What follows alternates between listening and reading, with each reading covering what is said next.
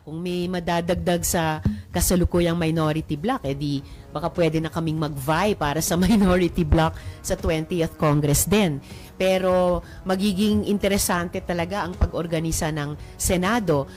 Bukod po sa amin, ni na Senator Kiko at Senator Bam, baka may iba pang mga colleagues dito sa Senado na mag-vie, hindi lamang syempre para sa Senate President, pero pati para sa minority block. Kung ano man yung maging final organization dito sa Senado, basta ang importante sa akin ay may manatiling isang pole, isang poste, isang center of gravity na patuloy na mag-check and balance, patuloy na mag-fiscalize. Whether yan po ay yung minority sa 20th Congress o isang independent block. At yun po yung mga pinag-uusapan namin ni na Senator Kiko at Senator Bam mula nung nakaraang taon. And work in progress pa rin po yun kung ano yung magiging decision po namin and final shape namin dito sa Senado. Ma'am, yung Duterte Block, kini-claim din nila na opposition sila. So, ano po yun? Magkakakaya ng dalawang klase ng opposition sa Senate? Magandang tanong yun. Kung sinasabi nilang opposition sila, senyales na naghahanda silang mag-vie para maging minority block or minority dito sa Senado. Kung makukuha nila yung label ng minority, may option pa rin po ako or kami kung magdesisyon po kami na isang independent block na magpapatuloy talaga sa pag-check and balance, magpapatuloy sa pag-fiscalize, at pati sa labas ng Senado, magpapatuloy sa pagbubuo ng oposisyon. Pareho sa Duterte at kina Presidente. So malabo magsama itong genuine opposition at saka itong Duterte Block na nag-claim na opposition na rin po sila? Well, wala po akong planong sumali sa isang Duterte Block. Pwede pong lahat kaming mga colleagues dito sa Senado ay patuloy na makipagtulungan sa mga usapin ng common advocacies.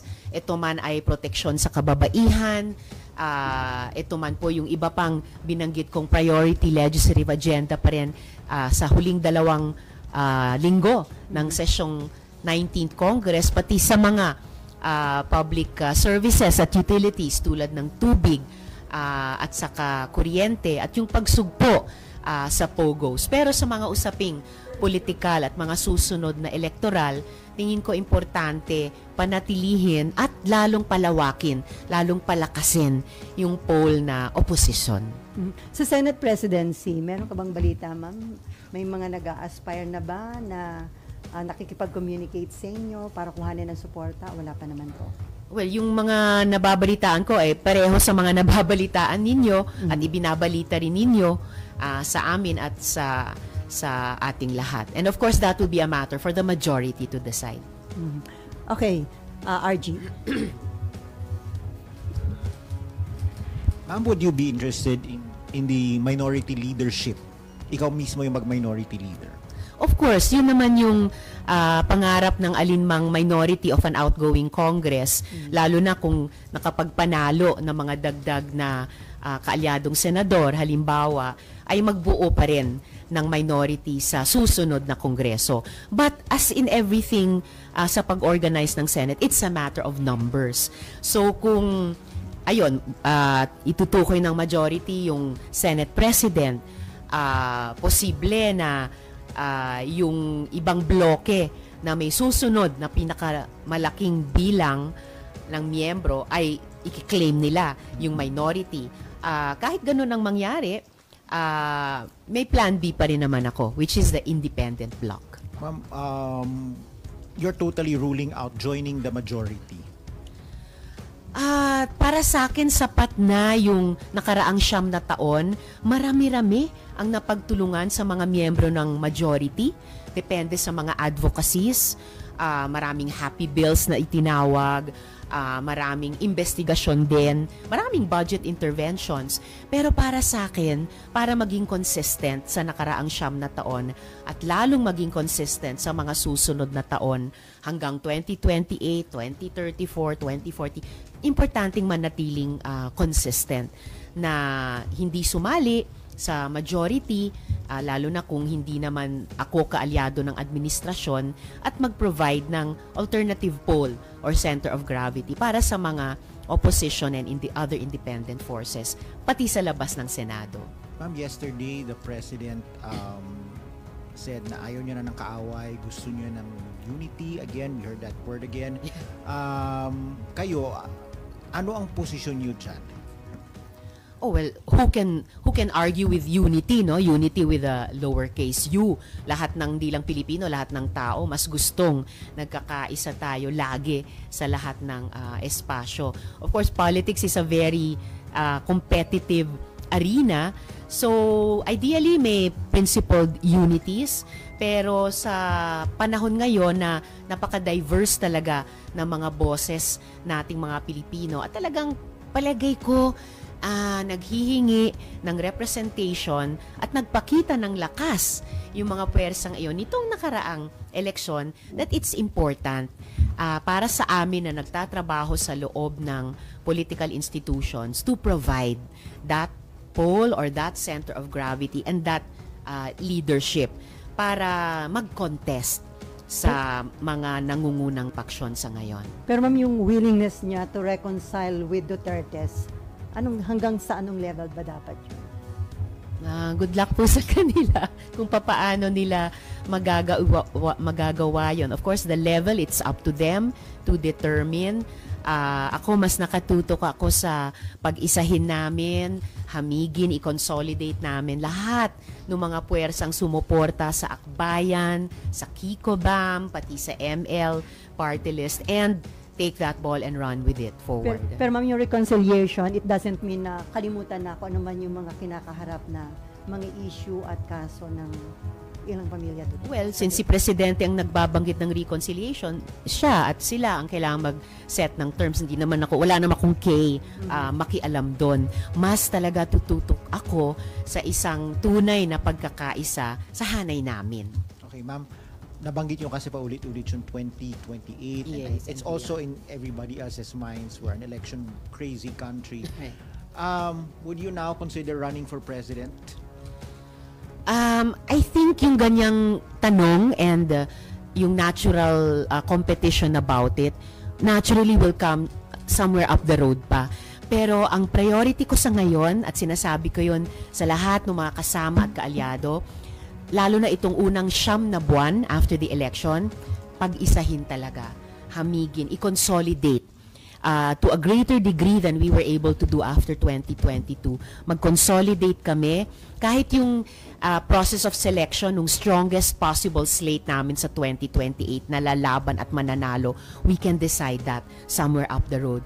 Tingin ko, ang pinaka-urgent sa mga importante sa ngayon is magkaisa these 9 months. Pero ma'am, yung mga resulta ng midterm election, sinasabing parang pwedeng bumalik at lumakas uli yung Pinklawan at Dilawan. Hindi naman nawala ang Dilawan or Pinklawan or Pink. Alam ko parts sila nung naging mga tagumpay namin ngayon at nadagdagan pa namin. So, dynamic siya and growing. At yun yung nagbibigay sa akin ng pag-asa at fighting spirit para sa mga susunod na laban. So, nag-mature na ba yung mga botante natin? Oh, I think every day na nabubuhay tayo bilang isang lipunan, nagmamature tayo by force of circumstance, by force of suffering, sa dami ng dinadanas ng mga Pilipino, sa dami ng leksyon na natututunan natin, sa ayaw natin at sa gusto. I think yun yung naghuhugis sa ating mga boto, sa ating mga opinyon, sa ating mga posisyon sa iba't ibang issue. So patuloy kong aasahan yun. And yun yung dapat naming respetuhin and work with sa mga susunod na taon ng pag-oorganisa, pag-eduka, pag-mobilize. Hindi lang tuwing election, but every year in between. Okay, Mayan and then Marlon. Ma'am, sorry, balikan ko yung sa minority issue. Kasi sabi nyo, parang hindi option sa inyong, gusto nyo consistent minority kayo. Yes. Pero sa pag-uusap po with Senator Bam and Senator Kiko, sila din po ba ay gusto nilang mag-minority o may chance na sila po yung gustong mag-majority? Wish ko na magsama kami sa minority o sa isang independent bloc. Pero alam nyo naman, kaming lahat ng mga senador dito, we have our own decision-making process. We have our own pananaw. At nagre-respetuhan kami dyan, kahit at lalo na sa loob ng tinatawag kong oposisyon. So, hindi ko pwedeng i-presume ang anumang bagay. I have to hear it straight from the horse's mouth. So, sa tanong na ito, you will have to ask them. Basta ang sa akin, ang optimal scenario ko ay magsama-sama kami either sa minority or sa independent bloc, sa loob at sa labas ng Senado. Ma'am, but since kayo yung nagtulungan ng eleksyon, Yes. meron bang paunang pag-uusap na, o pag manalo kami, magkakasama tayo sa anumang bloke sa Senado? May ganun. Well, nung all the years of preparation and all the months of campaigning, syempre we really feel for each other as allies. Okay? So, pero walang hard and fast na usapan na singilan ngayon sa isa't isa. So, ito ang pagsara ng 19th Congress at sa pagbukas ng 20th Congress, kailangan at nagsimula na kaming mag-usap last week para mag-level off ano yung magiging disposisyon ng bawat isa and therefore ano yung magiging organizational shape ng anuman, minority man yan or independent bloc man yan. Ma'am, sabi nyo, in the next 9 months, hahamigin nyo yung forces ninyo. So, does that mean in the next 9 months ay palalakasin nyo na rin yung 2028 slate nyo? Yes. At makakaasa kami na, magde-decide kayo kung sinong frontrunner ninyo? Baka hindi pa yung slate per se, baka hindi pa frontrunner kasi syempre somewhere up the road pa yan. Pero palagay ko kung magtatagumpay kami in the next 9 months na pag-isahin yung lahat ng mga puwersa namin, then patuloy na tataas yung level of confidence sa isa't isa and pati yung yung level of confidence and comfort going into a selection process somewhere up the road pa, siguro many months pa or a few years from now. Pero at least mas magkakapalagayan ng loob. Last na for me, ma'am. What's with the next 9 months? Bakit kailangan nyo doon palakasin yung pwersa nyo? Do you feel most powerful since ang ganda nga ng resulta po ng election po nitong midterms, kaya kailangan i-combine nyo na yung forces nyo as early as possible? I do feel na mas nakapag-accumulate kami ng kahit konti pang mas maraming kapangyarihan sa ngayon as affirmed, as validated ng ating mga botante. So yung hindi namin na-maximize na pagkakataon ng 2022 na mag-consolidate, we have that rare second chance now. And bakit ba 9 months? Ewan ko, baka dahil panahon ng pagbubuntis. So, magbuntis kami ng ganito and sa pagkatapos ng 9 na buwan, manganak kami ng isang mas malakas pa, mas consolidated at mas may potential na opposition. So dun sa 9 months, ma'am, i-consider nyo ka naman yung mga lesson na natutunan nyo nung tumakbo si VP Lenny sa pagka-presidente. Marami ba kayong natutunan dun na lesson, yung mga anumang shortcomings o kapalpakan? Well, yung mga lessons namin nung 2022, medyo may pagka-anecdotal pa rin kasi hindi pa namin natapos yung evaluation process noon. At importanteng inputs yon.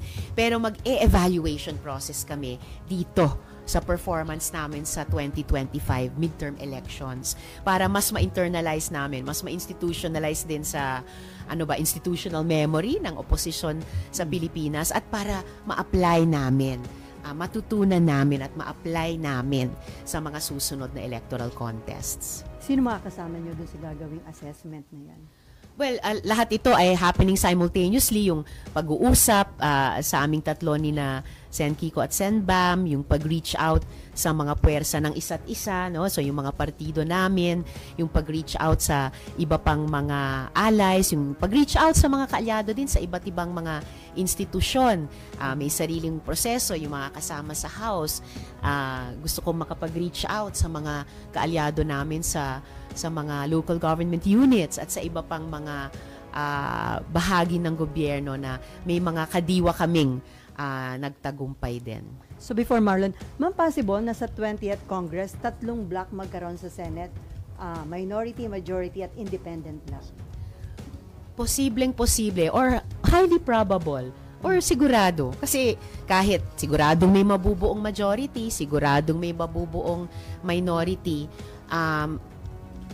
at least those two.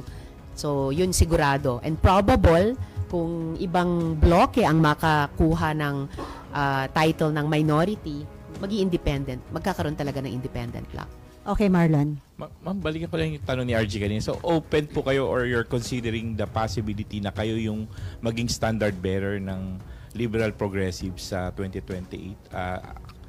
Alternative doon sa Duterte at kung sino man yung susuportahan ni Presidente Marcos? There will certainly be a progressive or reformist alternative. So may at least third slate, may at least third candidate.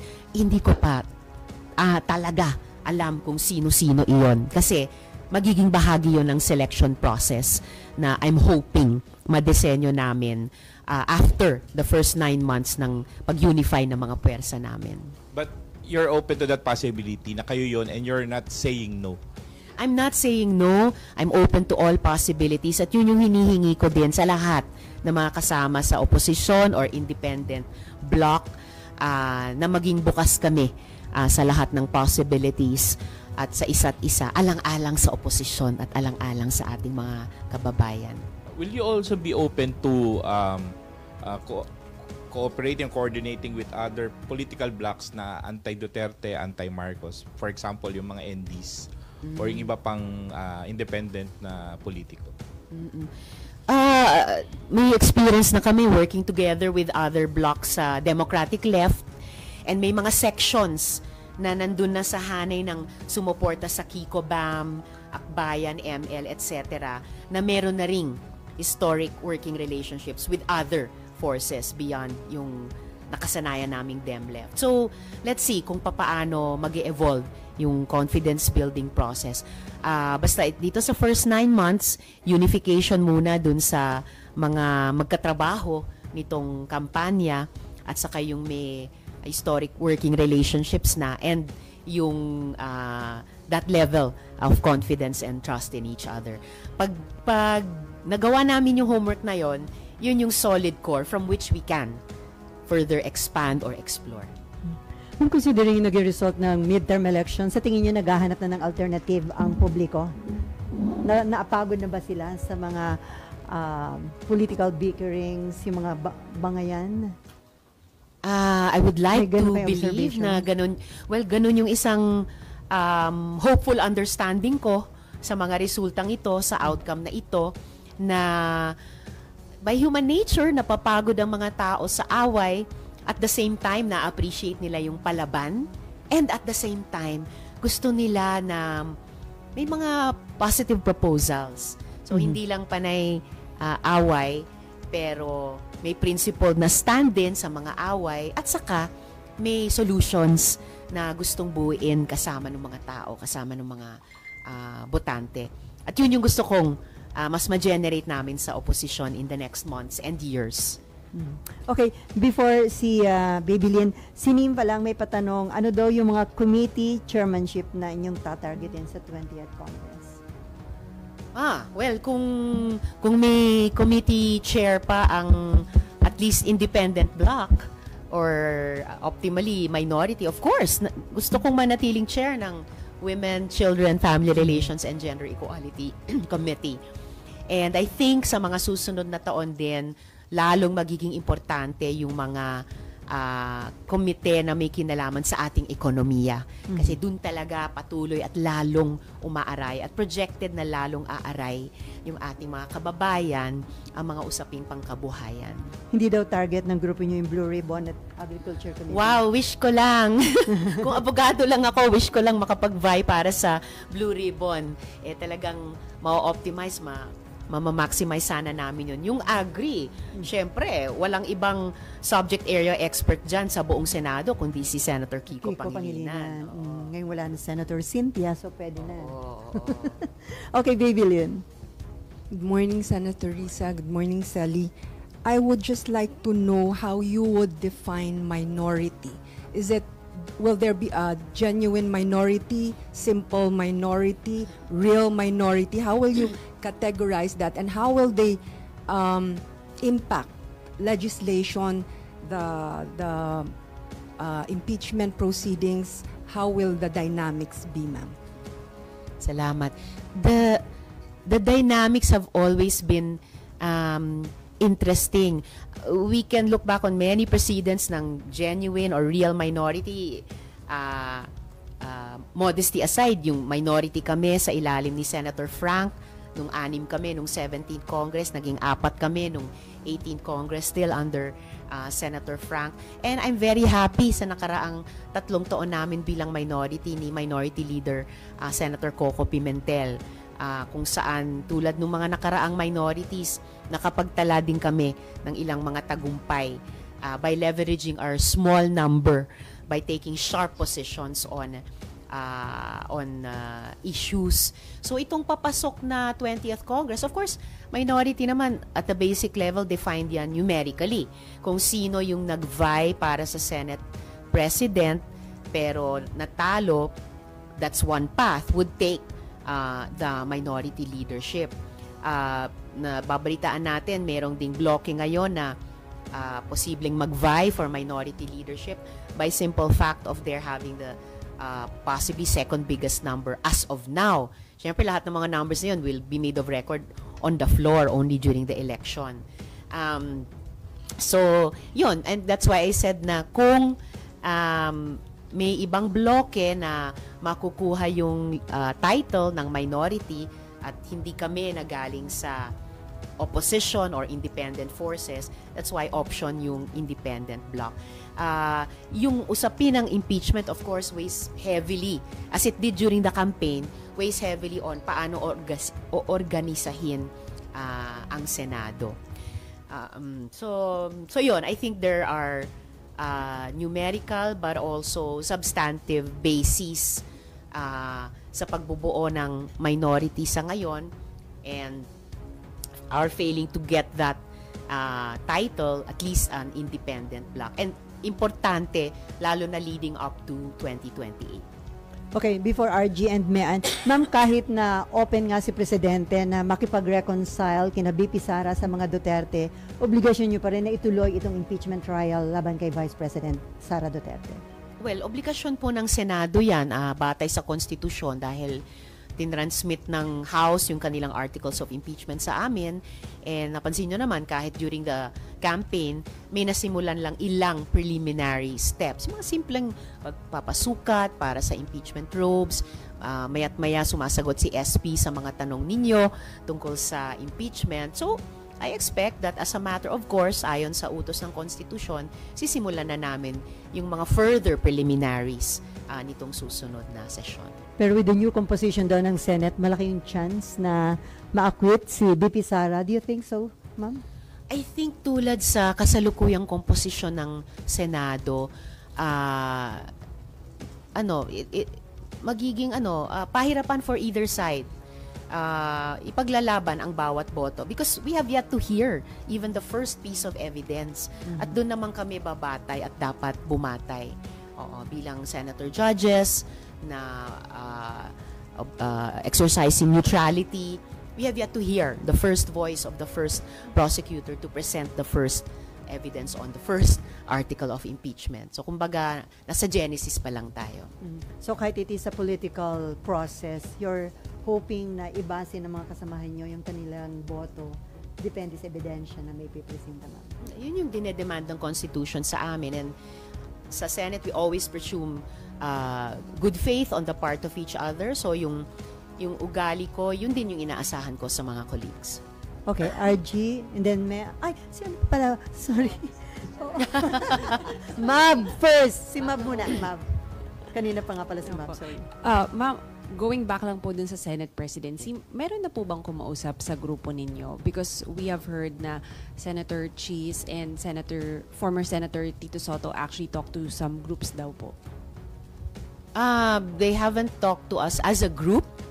Or even individually? They haven't talked to me individually. Text message, ma'am. Wala ring text message.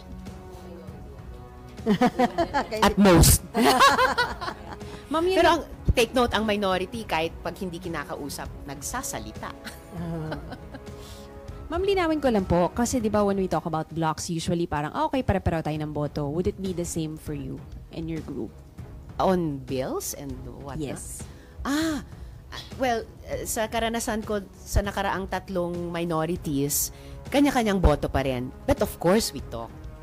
May kumbinsihan or minsan, ang best case scenarios may usapan na, pare-pareho naman ang pananaw natin, so pare-pareho ang aming mga boto. But as you have observed, may mga pagkakataon din na may divergences.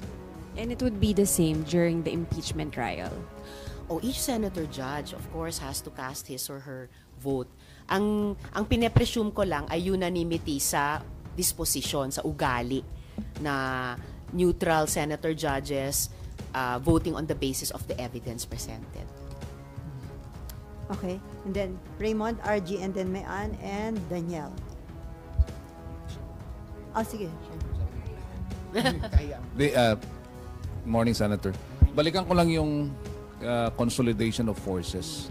Considering yung nangyari during the previous administration at saka itong early part ng Marcos administration, paano natin ika-categorize sino yung dapat na kasama dito sa grupo na balak ninyong buuin supposed to stand before the 2028 election? Naniniwala ako dun sa sining Field of Dreams na if you build it, they will come. May mga unities na presumed among yung mga puwersa na nagsama-sama sa kampanyang ito at pinagtagumpay yung mga partido at yung mga senador namin. Siguro in the next 9 months, helpful process, i-articulate namin ano-ano ba yung mga yon. And then tingin ko, the kind of group that we are or the kind of group that we will become, mag-a-attract ng mga like-minded saka mga fellow travelers. Or yung ibang kami or yung ibang section sa amin, magre-reach out, mag-iimbita na mga tingin namin or tingin nila ay katulad din. So, I think there's a kind of organic growth na mangyayari doon na pagsisimulan itong electoral results. Speaking of the impeachment, nag-declare si Vice President Sara Duterte, ang gusto daw niya, bloodbath. Anong naging dating sa inyo dito as one of the senator judges? Well, bilang senator judge, wala naman sa bokabularyo ko para sa impeachment yung ganyang salita.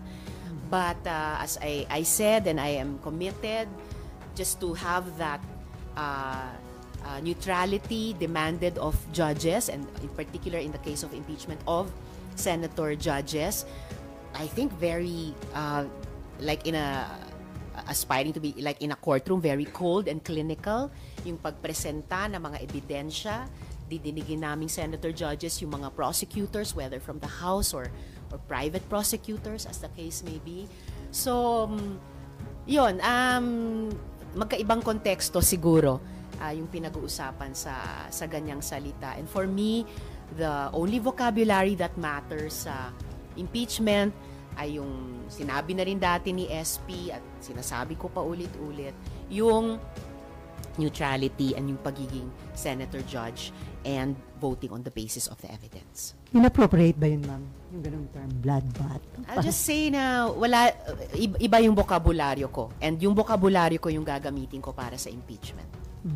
Okay, RG, Mayan, and then Danielle. Ma'am, what is your message to those who would take for granted that you are a sure convict vote given your past history with the Vice President, given your position against the Dutertes, given the fact that many of your allies are pro-impeachment, and given the possibility of having you or someone from your side of the political divide face off with her in the 2028 presidential election?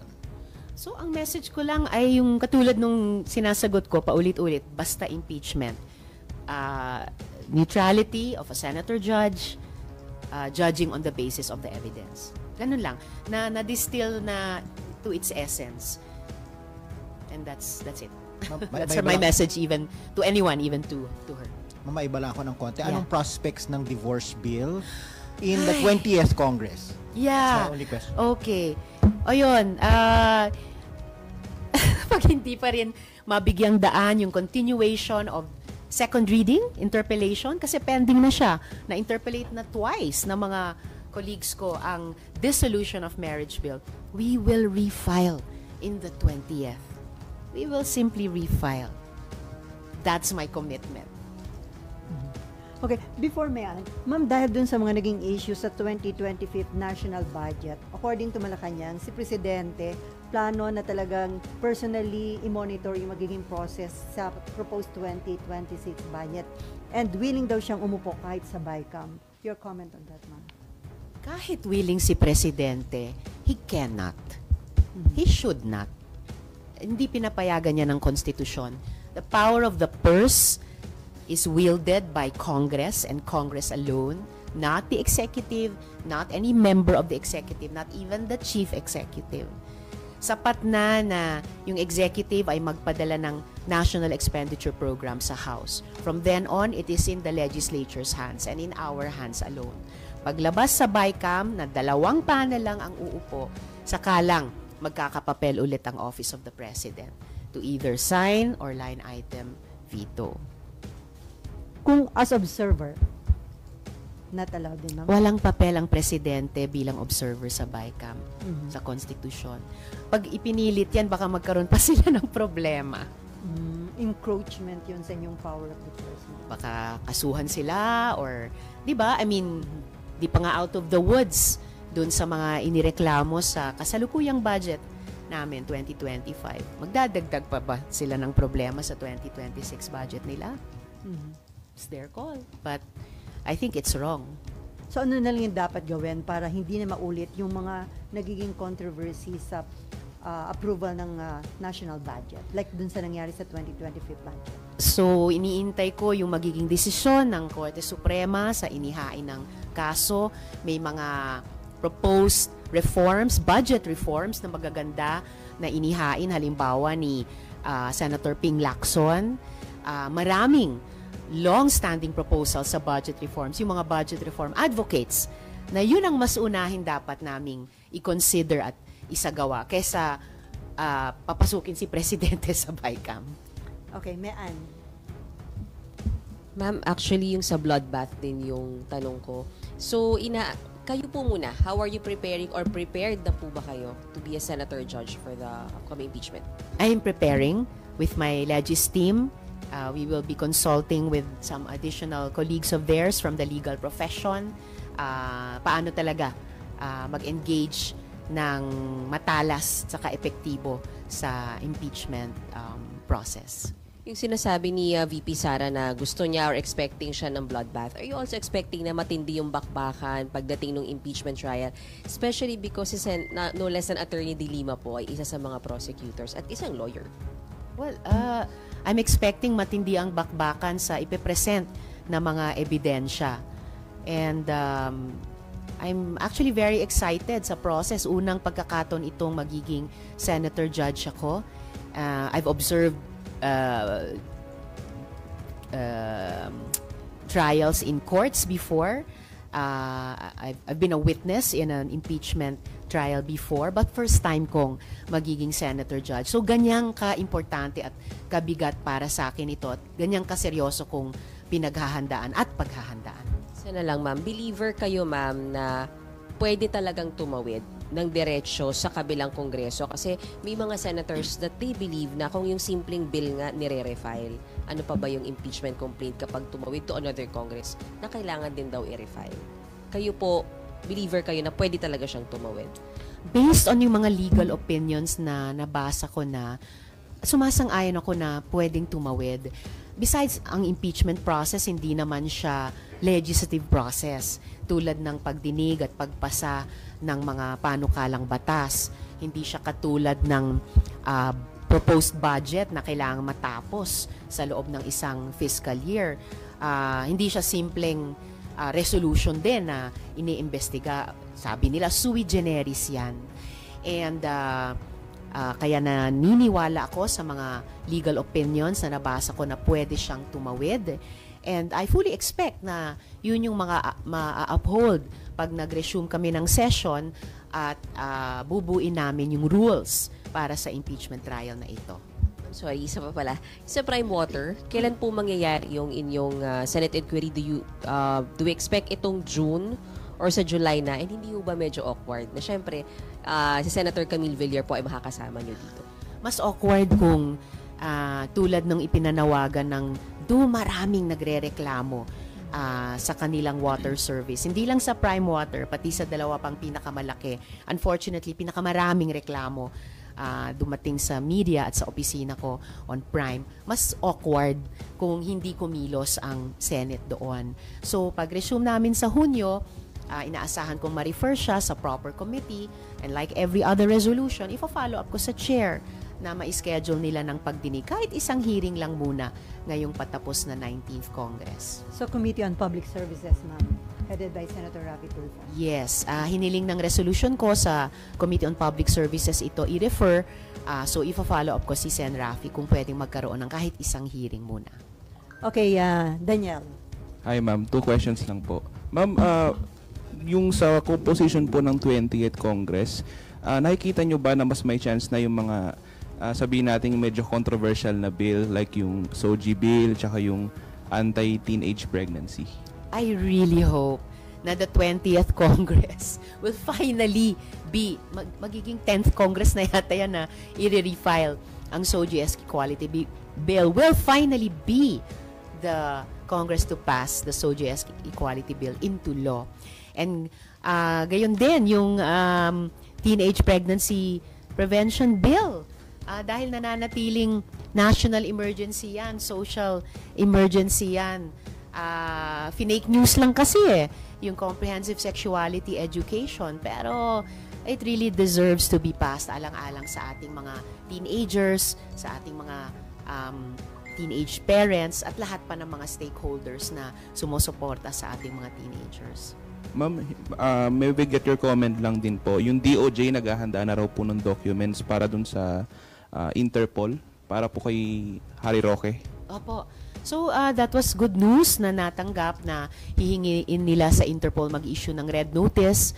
Pending na rin po yung warrant of arrest on the very serious charge of human trafficking dyan sa Porac Pogo Hub laban kay Harry Roque. So, I hope that one way or another, either yung aksyon ng ating Philippine warrant of arrest or yung aksyon ng Interpol red notice ay mapauwi na siya rito para harapin yung seryosong akusasyon sa kanya na siya rin bilang abogado dapat alam niya na obligasyon niya iyan. Okay, okay na? Marlon, Babylin, and then Camille. Marlon. Success ng mga kandidato nilang mga Duterte. They have at least 5 or 6 Senate slate, tapos even sa party list in the 30 youth. I mean, equally stunning yung sa victory ng Akbayan is also in the 30 youth, which also got 3 seats. Anong basa nyo dyan? So, ang pwede lang nating basahin dyan ay may base talaga sila. May suporta talaga sila sa mga botante. So, that remains an important part ng populasyon natin at ng voting population natin na patuloy na kailangang i-engage. But do you acknowledge that a large part of their victory is dahil dun sa nangyari kay former president, yung pagkaka-arrest, ang pagkalipat niya sa daig, and then yung impeachment kay BP Sara? Oo.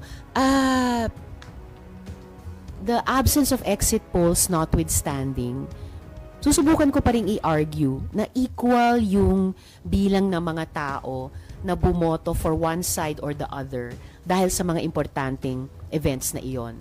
I would believe na marami ring Pilipino ay naniwalang yung ICC ay simula na makapag-deliver ng hustisya sa mga balo at mga ulila ng extrajudicial killings. And I would believe na marami ring Pilipino ang naniniwala na yung impeachment process ay isang proper na constitutional process na magsingil ng accountability sa kahit sino sa aming mga nagtatrabaho sa gobyerno. So, yun. And having said that, I recognize na may suporta at may base talaga sa ating populasyon. Oo, yung mga nanalong senador sa hanay nila. And how will that affect your preparations po to 2028 and your efforts to consolidate the forces of liberal progressives? Ang influence niyan sa akin is that first of all, kailangan patuloy na mag-engage. Never na putulin yung komunikasyon, never na putulin yung engagement, even on some difficult issues. And nabanggit natin kanina yung ekonomiya. Tingin ko pa rin, as I think shared with you after 2022, sino man ang binoto na presidente noong 2022, sino-sino man ang binotong mga senador, lahat ng mga Pilipino ay umaaray, lalo na sa mga economic issues. So I think yan yung isang mayamang larangan ng engagement pa rin, pakikipag-usap sa isa't isa, pakikinig sa isa't isa across the different blocks and also leading towards 2028. Isa lang medyo off topic. Ma'am, recently ang daming mga scam hubs pa rin, no? Mga remnants ng Pogo na nare-raid outside of Metro Manila, Cebu, in some Davao provinces. Are you alarmed na may mga ganyan pa rin na despite yung paulit-ulit din na warning coming from the President and PAO regarding these elements? Oo, nakaka-alarm talaga. And we raised that warning sa simula pa lang. Katapusan nung nakaraang taon, meron ng Pogo ban na in-announce nung SONA. May pending kami dito sa Senate na anti-Pogo law na pinapanawagan ko kay Presidente i-certify as urgent or suportahan. May EO na in-issue ang Malacanang na kailangan pang kumpletong i-correct. And yung ating mga law enforcement agencies, patuloy dapat na i-enforce yung mga iyan. But we've seen yung mga warnings nagkakatotoo talaga na nagsusubok mag-disguise lang yung mga Pogo, nag-break up into smaller units, nagtatago sa likod ng mga or sa loob ng mga legit na korporasyon na may mga business permits, nagtatago sa loob ng BPOs, jeopardizing even yung malaking economic contribution ng mga BPO sa ating mga ekonomiya at sa mga pamilyang Pilipino. Yung mga Pogo hubs at scam hubs tulad ng mga nasa labas ng bansa kung saan patuloy na nire-recruit under false pretenses at human traffic yung mga kababayan natin, kaya patuloy pa rin nangangailangan ng rescue. Yung mga Pogo hubs at scam hubs dito sa Pilipinas, ayan, ang titigas pa rin ng ulo, di ba? So, ibig sabihin, we have to do more. Yes, in terms of policy making, but we have to do even more in terms of law enforcement. At hindi napuputol yung links nun, probable or established, sa espionage, sa foreign malign operations. Dahil paulit-ulit na lumalabas, halimbawa yung pangalan ni Lee Duan Wang at yung mga associates niya, yung kanyang Nine Dynasty at yung mga sister companies niya, hanggang sa huli ng mga Pogo and scam hub raids, hanggang sa huli yung terribleng kaso ng kidnapping and killing kina Anson Ke at yung kawawang driver niya. So, patuloy na lumalabas yung interconnectedness ng lahat ng mga problema ito. Even yung presence ng China sa ating telecoms industry. At wag nating kalimutan sa ating energy sector na maya't maya lumalabas pa rin yung mga pangalang ito ng mga individual at yung mga corporate entities nila. So, hindi pa tapos ang laban by any means.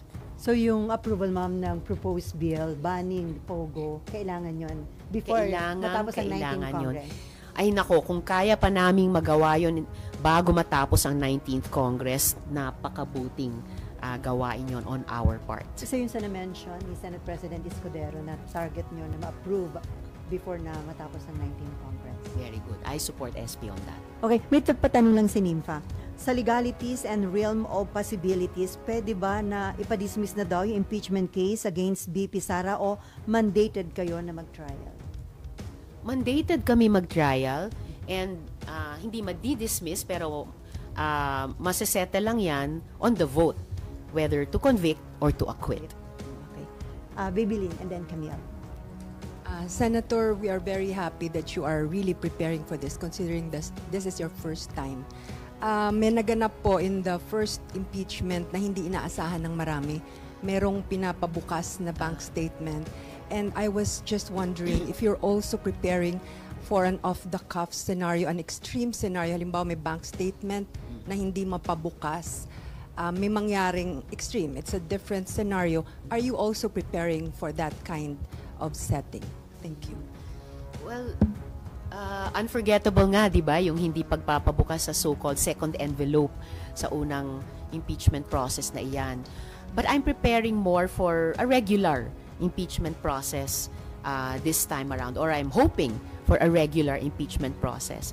I'm hoping for no extreme circumstances and therefore extreme reactions. I'm hoping na the Senate will be able to fulfill our constitutional duty in a regular manner.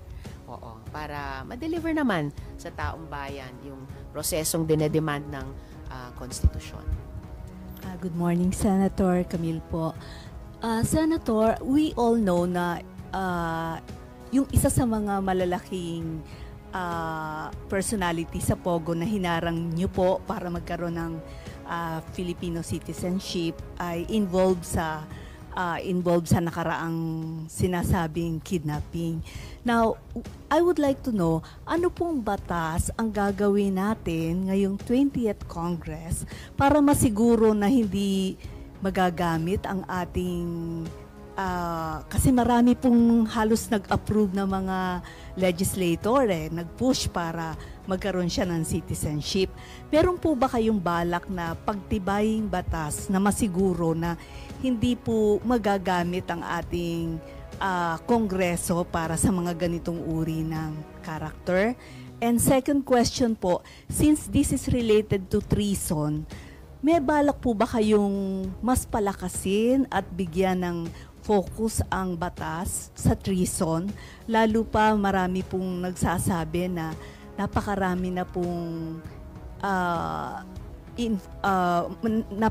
pong forces ang China na ginagamit para sa atin regarding this thing.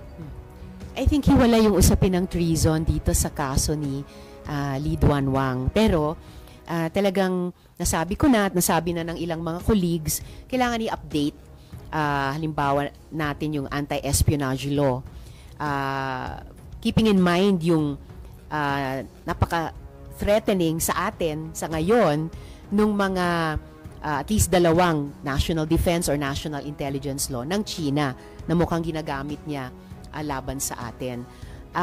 Kailangan din nating i-update yung usapin ng treason na mag-a-apply din ba siya at paano din ba siya mag-a-apply, hindi lang during times of war, na yun yung konteksto niya sa ngayon, but also during so-called peacetime tulad ngayon. So, hiwalay po yun, pero importante din.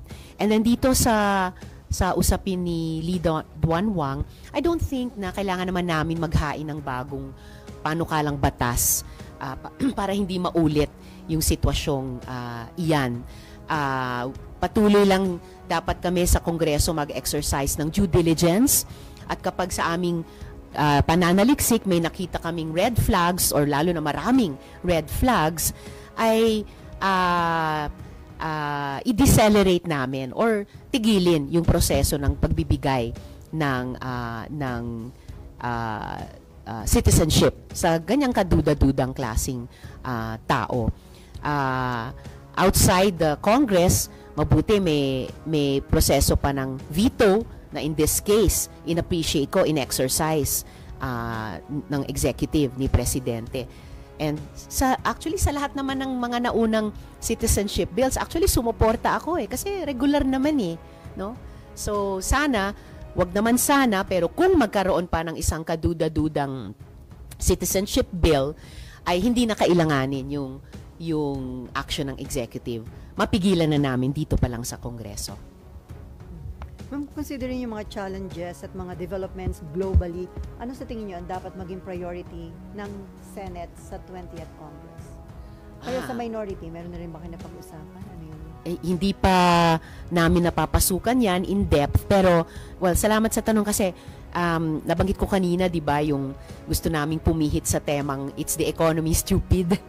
Talagang nitong huli, nawindang yung buong mundo, pati bansa natin, pati rehiyon ng ASEAN, sa mga tariffs, bagamat sinuspinde at bahagyang inatras ng Estados Unidos. So I think that presents challenges not just to us nationally, itatanong ko pa nga sa executive sana noon, ano bang plano nyo dyan? Kasi nagsisimula na rin kaming magbuo ng mga legislative proposals kaugnay ng ating tariff system dito sa Pilipinas. But I think yung recent trauma na yan